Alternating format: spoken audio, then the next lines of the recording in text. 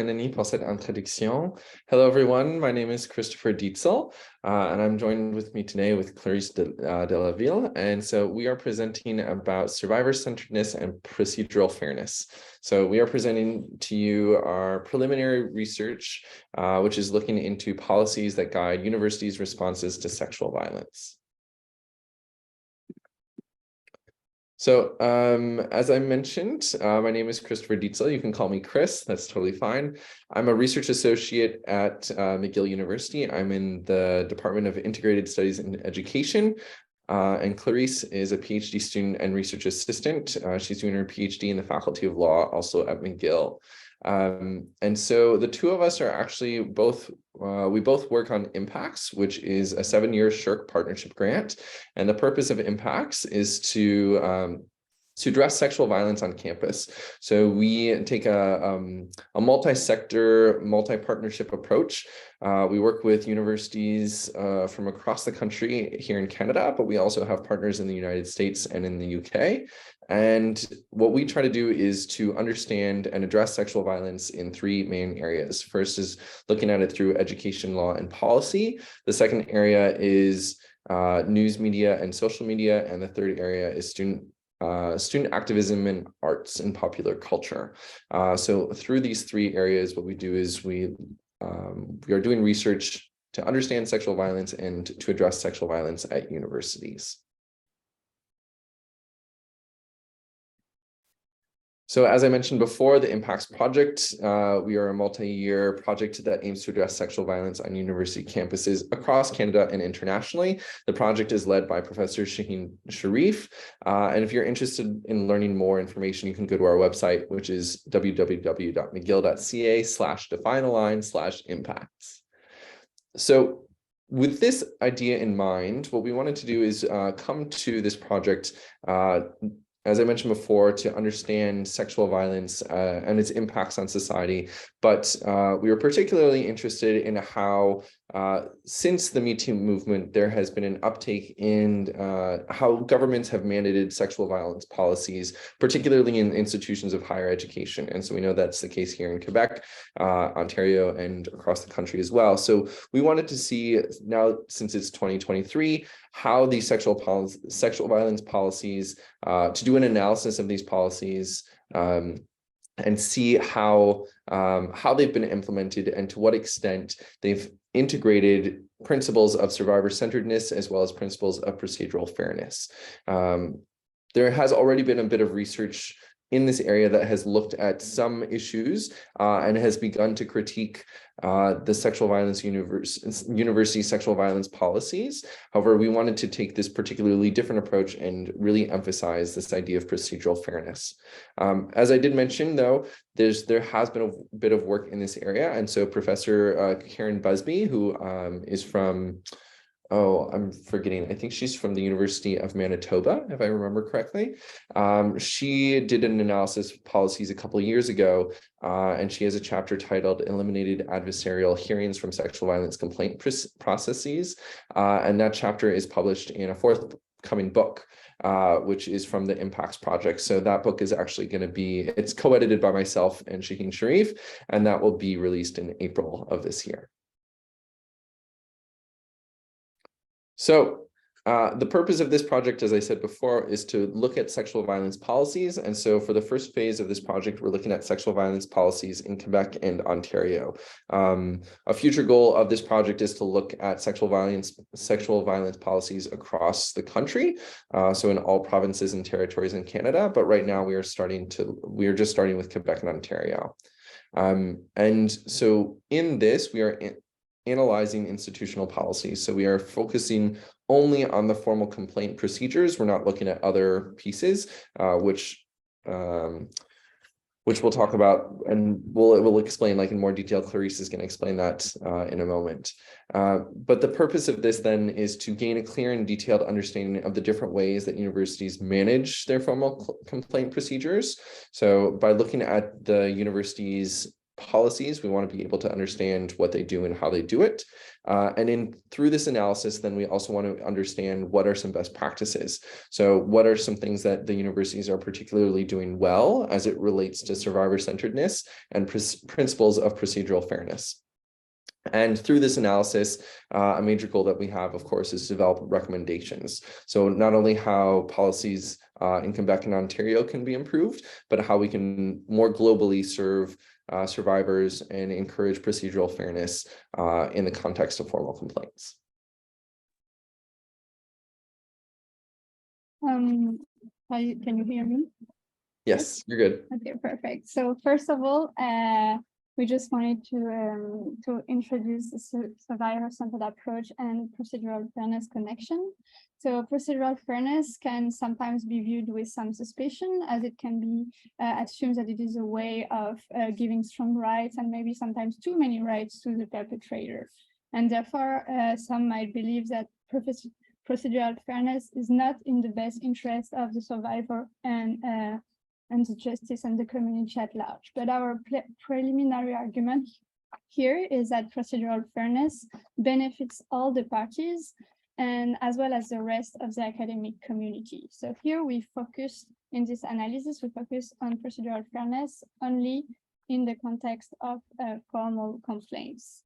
So there is no doubt at all that university response when sexual violence happens needs to follow a robust survivor-centered approach, offering a range of services such as psychological support, information resources, and also and always following the will of the survivor, always making sure the survivor is being heard and believed. So here, procedural fairness does not come into play.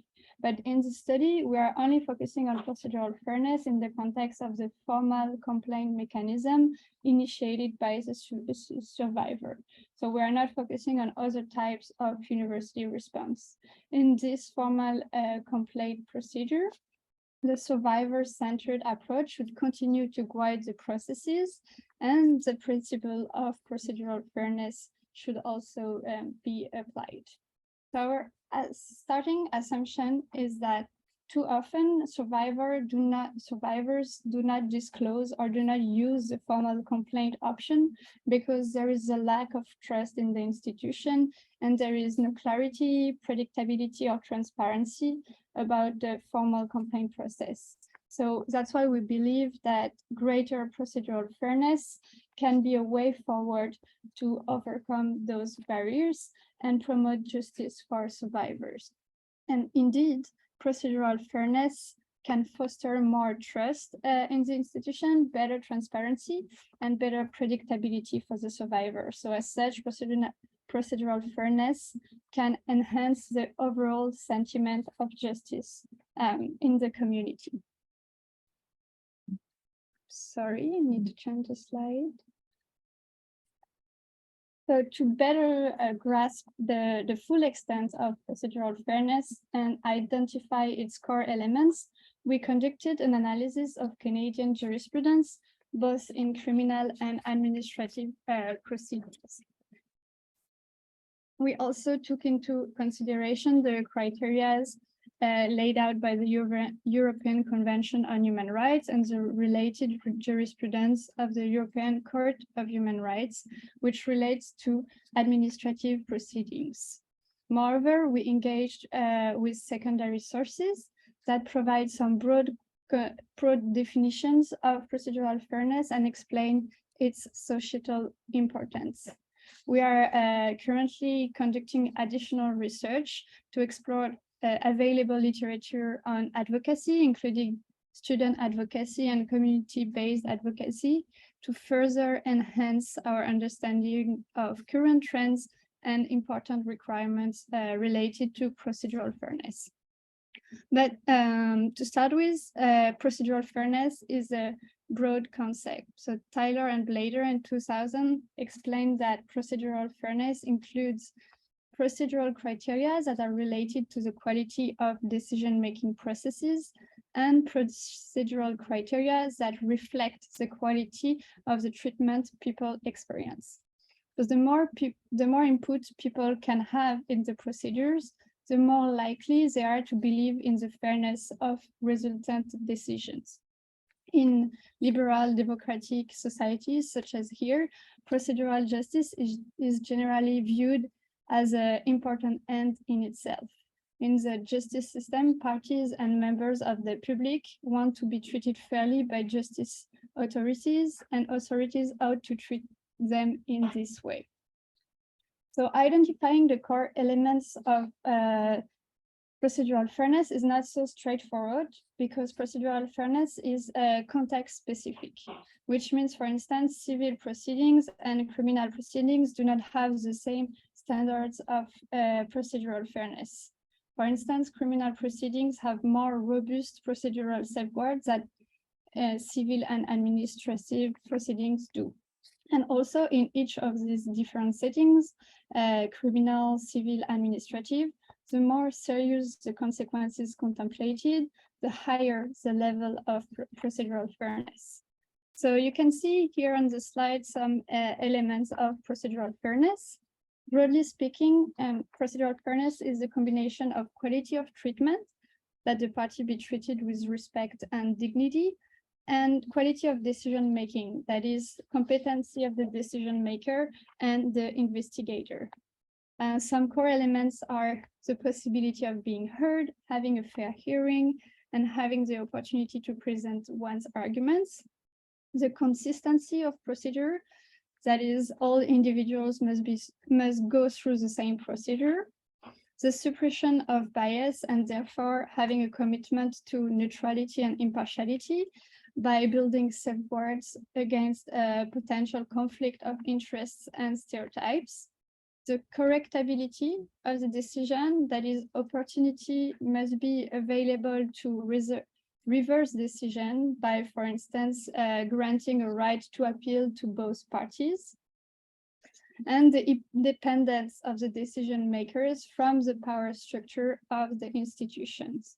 And the principle of procedural fairness also include leaving reasonable time throughout the procedure for both parties to prepare their arguments and produce evidence. Having an adequate overall procedure duration, so the procedure should not take too long. Having witnesses from both sides, and making sure the procedure is conducted in a language that is understood and spoken by all the parties.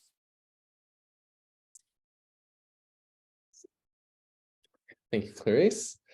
So before we get to the next slide, which is when we're going to be sharing some of our preliminary findings, we wanted to give you a bit of an outline as to the framework that and the steps that we're taking in order to conduct this research. So first, as Clarice just explained, what we did was identify the core elements of procedural fairness, and this was done by looking at a variety of sources, some academic, some non-academic, and making sure that we would have a solid understanding of what procedural fairness was before we were applying that idea to conduct our analysis. Step two was to find and list the sexual violence policies of higher education institutions in Quebec.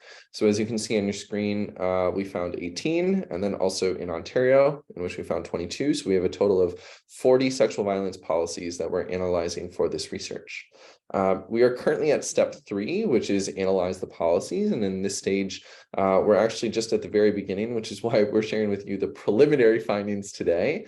And so in doing this, what we've done is to pull out a couple example policies from both Quebec and from Ontario to analyze them using this research framework on procedural fairness, and to make sure that our framework is applicable to these, to test this framework essentially, to make sure it's applicable to the policies before we move forward and conduct all of them.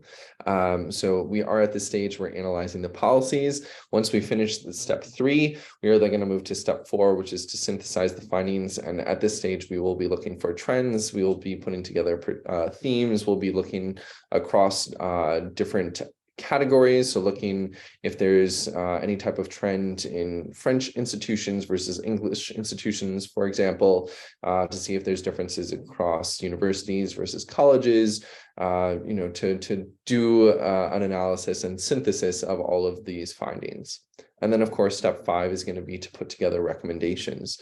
So since we are in the midst of this research, we are sharing with you some preliminary findings today, but hopefully, in the next few months, or certainly by the summer, we'd like to come back or share with you either on our website or elsewhere the recommendations so that you can put our findings into practice. So with that, I will turn it over to Clarice, who's going to share some preliminary findings. Yes, so as Chris just mentioned, we have recently started the policy analysis and on a sample of 6 policies, so including 3 from Quebec and 3 from Ontario. This sample cannot, of course, yet provide us with broad trends, but we have identified a few issues of particular concern on which we will most certainly continue to focus our attention. So we welcome your perspectives, input, and recommendations at this stage of the research. So first, we've noticed that the various policies do not address the issue of language, yet we know that international students are one of the social groups at greater risk of sexual violence. They may face additional barriers when facing a situation of sexual violence, having no family or close friend here in the country to support them, or not knowing the host university and the country's legal framework very well. And a significant obstacle in this situation is to feel a formal complaint may be the language barrier. It might be difficult to navigate the administrative proceedings because of the language. So many international students have a good command of the language used in the host institution. However, this does not necessarily mean that everyone is fluent, and even less so regarding legal and technical vocabulary. So on this topic, the European Convention on Human Rights has foreseen this case in its approach to procedural fairness by indicating that free assistance of an interpreter must be provided if a party cannot understand or speak the language used in court. So thus, it seems that this is an important point concerning procedural fairness, which could be addressed in the sexual violence policies. It could, for instance, be mentioned that it is possible to call upon an interpreter if the language skills are insufficient to understand and develop one's argument during the formal proceedings. Second, we noted that the formal complaint process has varying degrees of independence from university governance. Sometimes a committee from within the university governance system is responsible for the formal process. Sometimes it's a sexual violence office who is responsible, and sometimes it is mandatory to appoint an external investigators. Sometimes it is not. So it seems that these differences in degree of independence from the institution can be problematic. And this varying degree of independence also raise questions of impartiality, especially when sexual violence is committed by someone in a position of power. For instance, if a professor is abusing a student, the professor holds more power in the institution, and they are closer to the governance structure. So the governance may have an interest in not acknowledging the abuse and protecting the professor. And thus it seems that degrees of independence from university governance is a crucial point that we will continue to examine and in greater depth throughout our analysis.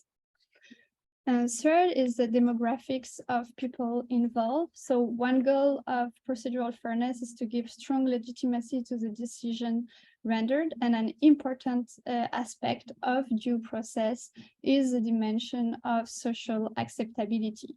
So one aspect of social acceptability lies in the representativeness of individuals involved in the decision making. The social group should be and feel represented in the procedure in order for them to believe the decision is acceptable and fair. And in the case of the sexual violence policies in universities, we have not seen this factor taken into account, neither in the designation of the investigator or the decision maker in the case of formal complaints. So demographic representativeness could also be considered in regard to the different groups that make up the academic community, such as students, staff, faculty, and administrators.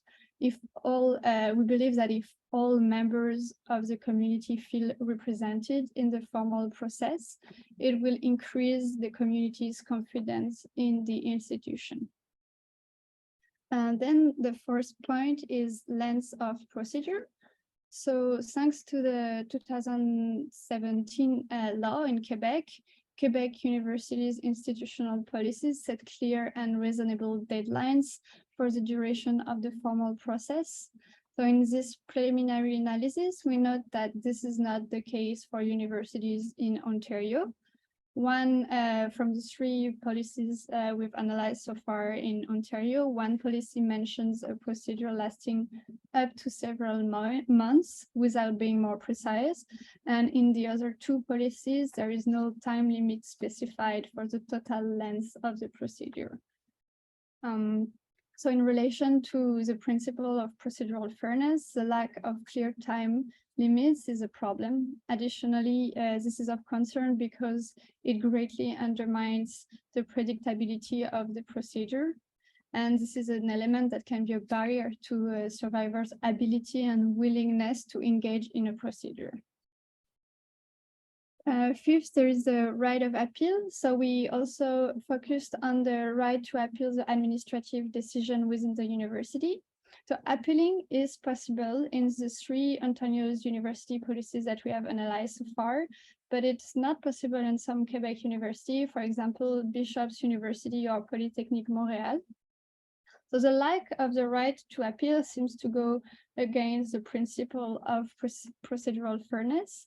For example, it might be in the survivor's best interest to request an appeal so that another decision maker can take a fresh look at a case. The right to appeal can also protect the survivor if they are concerned about biased and unfair treatment.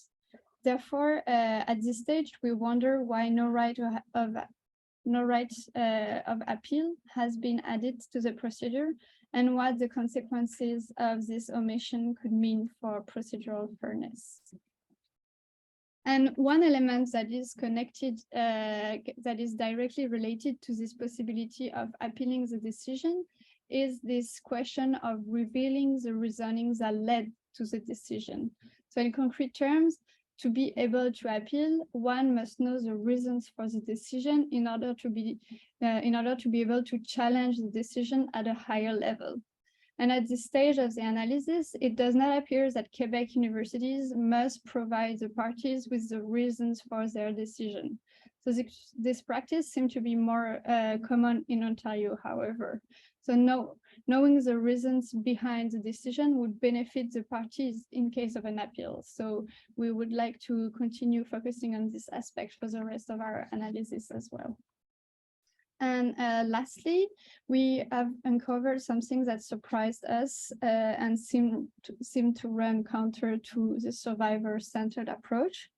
In the case of the University of Guelph and the Université de l'Ontario Français, the policies suggest that if a survivor withdraws a formal complaint, the university can continue its investigation and follow the formal complaint procedure.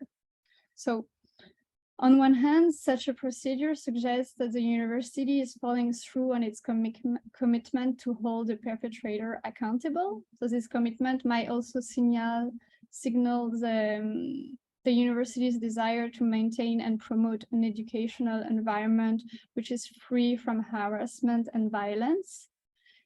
And pursuing a perpetrator can also help prevent repeated harm in the future. But at the same time, however, such an approach raises question about whether it is truly survivor-centered. If the survivor wants to withdraw, but the university wants to continue, is the institution respecting the survivors' wishes? Are there principles founded on, are these principles of the institution founded on survivor-centeredness? So for now, this is an open question for us. So we would be delighted to hear your views on this issue. Thank you, Clarice. So at this point, we also want to highlight a couple of avenues for potential future research. So as I mentioned before, the project that we're currently conducting is to look at university sexual violence policies here in Quebec and in Ontario. However, our goal is to, once we analyze the policies here, we would like to expand this research to the rest of Canada, and particularly if we find trends, let's say in colleges, or let's say in small rural universities, for example, then we might use that to structure our approach in the investigation of sexual violence policies in the other provinces and territories. Nonetheless, whatever approach we take moving forward, we do want to expand this research beyond Quebec and Ontario. The second point is actually referring to a type of sexual violence, which is called technology-facilitated sexual violence. And so this is the idea that technologies such as telephones or computers, but also different types of technologies, and not just the physical technologies, but also social media platforms, dating apps, the metaverse, looking at all of the different ways in which sexual violence can be facilitated by technologies and online devices.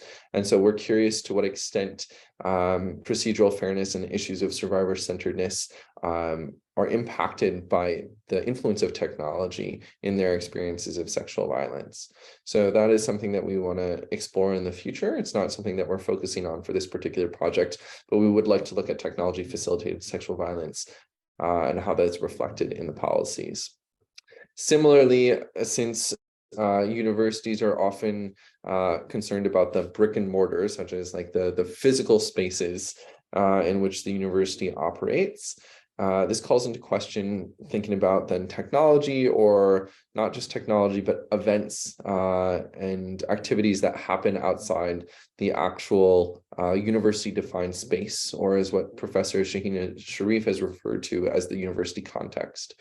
So we call attention to this because, for instance, if people are on a conference and they travel away from the university, or if, in today's world, since many of us are working from home, even though we are not physically at the university, but we are still working in the university context, to what extent does sexual violence and technology-facilitated sexual violence, how is that reflected in those policies as well? So an avenue for potential future research is to examine the university context as it's broadly applied, and how that is integrated into the university's sexual violence policies. The third point that we would like to call attention to as an avenue for potential future research is mainly recognizing the limitations of this research, in the sense that these policies are written in black and white in terms of the text, which outlined the approach that universities are supposed to take. But of course, how policies are practiced, or how policies are written versus how they are practiced, that's there's often there might be discrepancies between what is written and what is practiced. And so what we would like to do is conduct qualitative research to investigate how these policies have been implemented, and in what ways the policies and procedures, the practices of these policies reflect procedural fairness and uphold values of survivor-centeredness.